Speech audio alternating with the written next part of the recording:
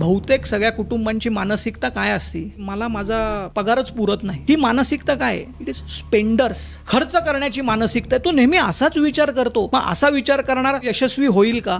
तर answer is no. दुसरी जी 70% लोकांमध्ये मानसिकता असते की काही होऊ दे बाबा, मी एक 50,000 मधले 5,000 बाजूला ठेवतो, 10,000 बाजूला ठेवतो, ही पण मानसिकता आहे. परिस्थिती काही असू दे, माझी उद्दिष्ट गाठण्यासाठी मला जे करावं लागेल ते मी करीन. मग माझं सेव्हिंग जर कमी होत असेल तर मी माझा खर्च कमी करीन, पण मी माझं सेव्हिंग वाढवायचा प्रयत्न करीन. आणि ही मानसिकता जी आहे त्याला आपण गुंतवणूकदाराची मानसिकता म्हणतो. ही मानसिकता ज्याकडे आहे तो आपल्या कुटुंबाचा गळचेपीचा हा जो प्रॉब्लेम आपण म्हणलं तो नक्कीच सॉल्व्ह करू शकतो. आणि हा सॉल्व्ह करायचा असेल प्रॉब्लेम तर जगातल्या एका खूप श्रीमंत माणसाने तो सॉल्व्ह केलाय ना. तो आता 80 वर्षाचा, you know his name, Warren Buffett. तर वॉरन बफे काय म्हणतो, don't save what is left after spending but spend what is left after सेव्हिंगचं महत्व कशाला द्यायचं हा आपल्या माइंडसेटचा प्रश्न आहे. आपण योग्य प्रकारे नियोजन केलं तर या परिस्थितीवर सुद्धा आपण मात करू शकतो.